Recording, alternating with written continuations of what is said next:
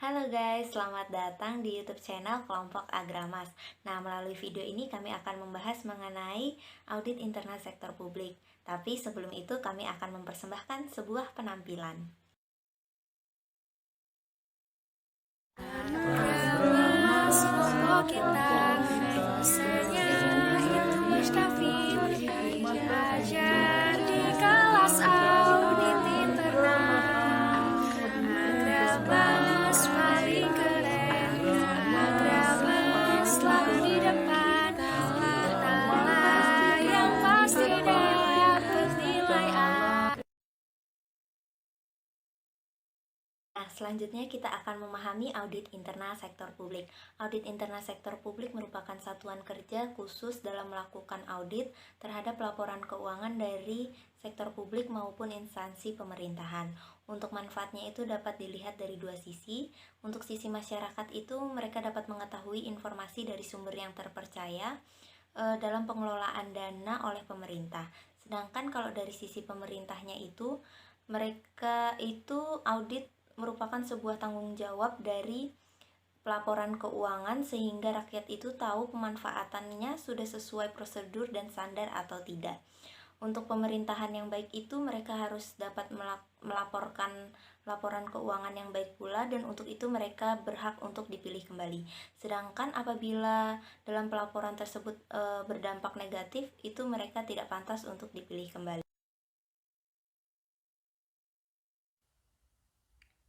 Oke guys, saya di sini akan membahas Undang-Undang Nomor 15 Tahun 2004 tentang pemeriksaan, pengelolaan, dan tanggung jawab keuangan negara.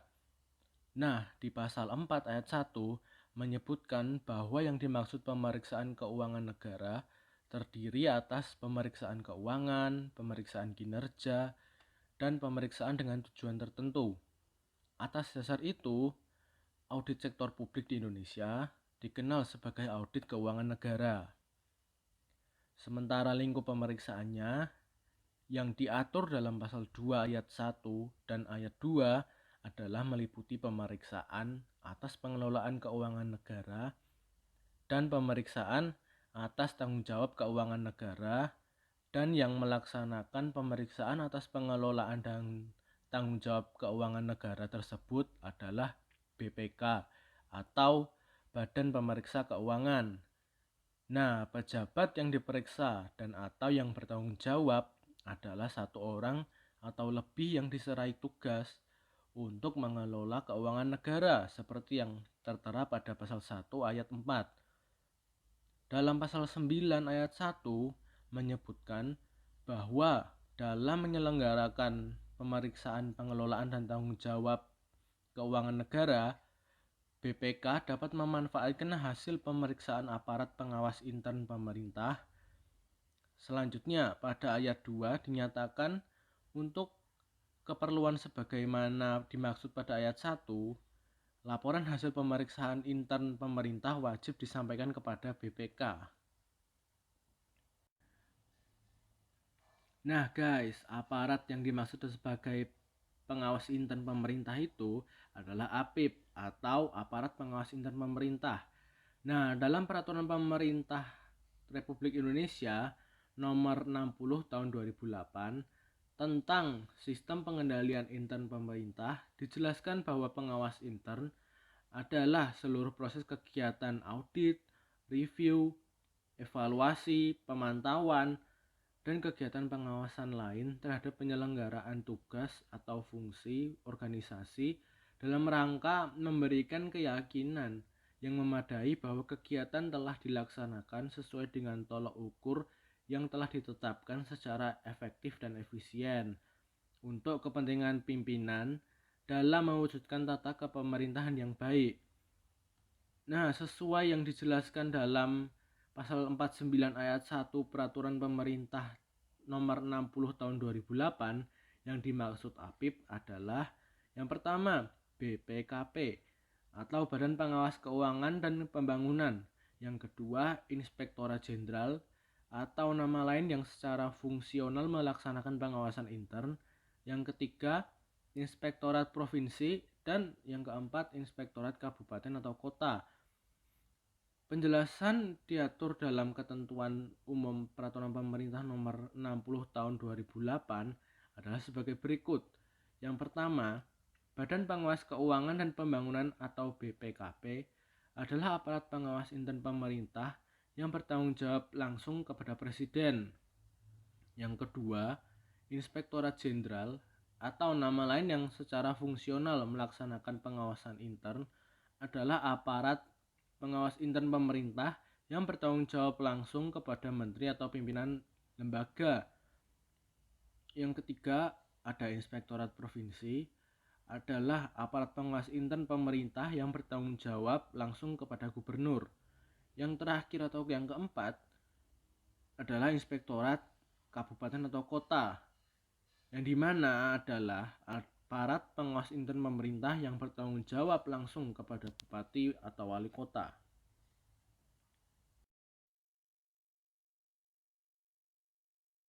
Oke guys, di sini saya akan menjelaskan mengenai pasal 2 dan 3 yang berisi tentang Peraturan Presiden Republik Indonesia Nomor 192 Tahun 2014 tentang Badan Pengawasan Keuangan dan Pembangunan yang disingkat dengan BPKP.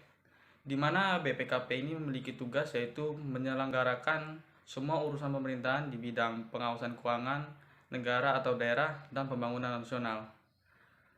Lalu ada juga Inspektorat Jenderal, di mana tugasnya itu melakukan pengawasan terhadap kegiatan dalam rangka penyelenggaraan tugas dan fungsi kementerian negara atau lembaga yang didanai oleh APBN. Oke guys, sekarang saya akan menjelaskan mengenai pasal 19, di mana seorang Inspektorat Jenderal dalam melaksanakan tugasnya menyelenggarakan 5 fungsi. Yang pertama ada fungsi penyusunan kebijakan teknis pengawasan internal. Lalu ada pelaksanaan pengawasan internal terhadap kinerja dan keuangan melalui audit, review, evaluasi, pemantauan, dan kegiatan lainnya. Lalu yang ketiga ada pelaksanaan pengawasan untuk tujuan tertentu atas penugasan menteri. Lalu yang keempat ada penyusunan laporan hasil pengawasan. Dan terakhir ada pelaksanaan administrasi Inspektorat Jenderal. Untuk selanjutnya ada Inspektorat Provinsi, di mana tugasnya itu melakukan pengawasan terhadap kegiatan penyelenggaraan tugas dan fungsi Satuan Kerja Perangkat Daerah atau SKPD Provinsi, yang dimana dananya itu didapat dari APBD, dan juga menyampaikan review atas laporan keuangan kepada BPK Republik Indonesia melalui Gubernur. Lalu ada juga Inspektorat Kabupaten atau Kota, di mana tugasnya melakukan pengawasan terhadap kegiatan penyelenggaraan tugas dan fungsi Satuan Kerja Perangkat Daerah, Kabupaten atau Kota, dan dananya juga didanai oleh APBD, dan juga menyampaikan review laporan keuangan kepada BPK RI melalui Bupati atau Wali Kota. Di sini saya akan menjelaskan materi selanjutnya. Audit internal sektor publik itu muncul karena adanya berbagai peraturan-peraturan mengenai pengawasan internal pemerintah.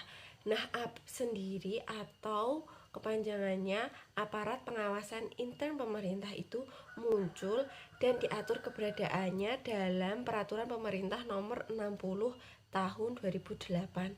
APIP sendiri memiliki hubungan dengan BPK yang keduanya diatur dalam UU Nomor 15 Tahun 2004 mengenai pemeriksaan pengelolaan dan tanggung jawab atas keuangan negara. Nah, selanjutnya BPK sendiri akan menilai hasil kerja yang sudah dilakukan oleh APIP sebagai bentuk dari pencegahan dari kesalahan dan kekeliruan serta pengendalian dari adanya kecurangan. Nah, hasil kerja APIP tadi yang berupa pengendalian internal itu dilakukan oleh APIP melalui kegiatan audit, review, evaluasi, dan pengawasan. Sekarang kita masuk ke struktur APIP pusat dan daerah. Menurut pasal 49 ayat 1 Peraturan Pemerintah Nomor 60 Tahun 2008, yang dimaksud dengan APIP itu terdiri dari BPKP, Inspektorat Jenderal, Inspektorat Provinsi, sama Inspektorat Kabupaten Kota. Dalam ketentuan tersebut itu menyatakan bahwa BPKP itu merupakan aparat pengawasan intern pemerintah yang bertanggung jawab kepada Presiden. Terus untuk Inspektorat Jenderal itu kepada menteri atau pimpinan lembaga. Kemudian ada Inspektorat Provinsi kepada gubernur, serta Inspektorat Kabupaten Kota terhadap bupati dan wali kota. Kemudian untuk peran pengawasan BPKP serta semua APIP itu meningkatkan efektivitas manajemen risiko, pengendalian, dan tata kelola, sehingga APIP ini memiliki tugas untuk melakukan pembinaan terhadap sistem pengendalian intern pemerintah. Jadi di sistem ini itu merupakan sistem pengendalian intern secara menyeluruh terhadap pemerintah daerah dan pusat. Nah, sekarang saya akan menjelaskan mengenai susunan organisasi inspektorat. Gimana sih susunan organisasi inspektorat itu? Jadi, susunan inspektorat terdiri dari 7 bagian, yaitu yang pertama ada inspektur, yang kedua ada sekretaris yang terdiri dari 3 subbagian, yaitu subbagian perencanaan, subbagian evaluasi dan pelaporan, subbagian administrasi dan umum. Kemudian bagian yang ketiga ada inspektur pembantu wilayah 1, yang keempat ada inspektur pembantu wilayah 2, yang kelima ada inspektur pembantu wilayah 3, yang keenam ada inspektur pembantu wilayah keempat, dan yang ketujuh ada kelompok jabatan fungsional. Dalam susunan tadi ada disebutkan mengenai inspektur pembantu wilayah. Nah, apa sih inspektur pembantu wilayah itu? Jadi, inspektur pembantu wilayah adalah seorang inspektur pembantu di mana mereka mempunyai tugas dalam melaksanakan pengawasan terhadap pelaksanaan urusan pemerintahan daerah dan kasus pengaduan. Nah, inspektur pembantu mempunyai 4 fungsi. Fungsi yang pertama ada pengusulan program pengawasan wilayah binaannya. Yang kedua, pengordinasian pelaksanaan pengawasan. Yang ketiga, pengawasan terhadap penyelenggaraan urusan pemerintahan daerah. Dan yang keempat, pemeriksaan, pengusutan, pengujian, dan penilaian tugas pengawasan. Nah, inspektur pembantu terdiri atas 4 bagian, yaitu inspektur pembantu wilayah 1, inspektur pembantu wilayah 2, inspektur pembantu wilayah ketiga, dan inspektur pembantu wilayah keempat.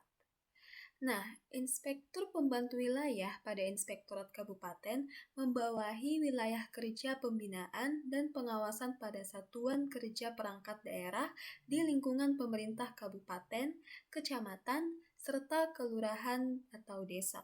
Nah, dalam melaksanakan tugasnya, mereka bertanggung jawab kepada inspektur melalui inspektur pembantu.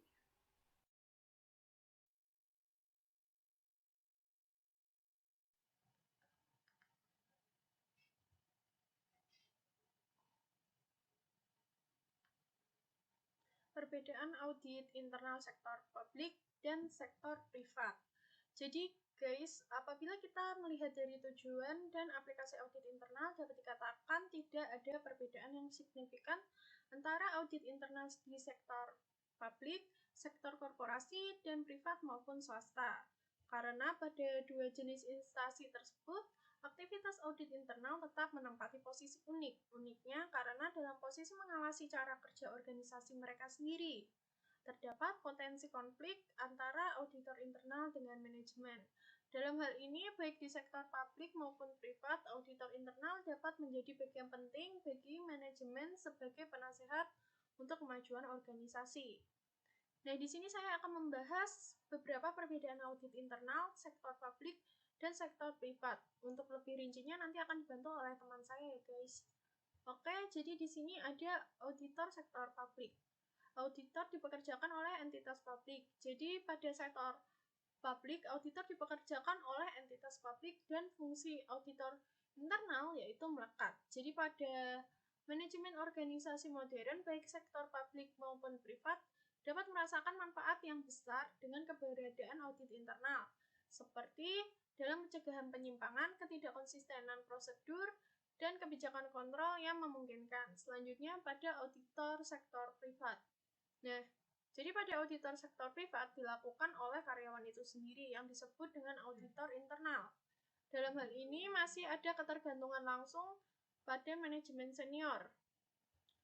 Audit internal di sektor publik dan privat merupakan kegiatan konsultasi yang independen dan objektif yang dirancang untuk menambah nilai dan meningkatkan operasi organisasi.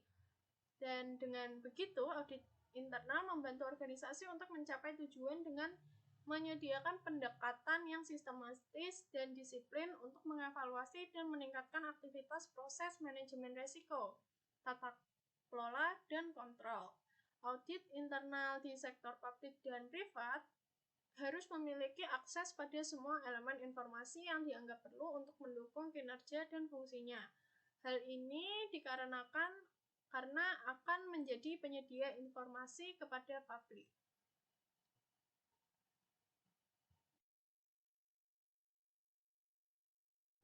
Oke guys, kali ini kita masih membahas mengenai perbedaan internal sektor publik dan sektor privat.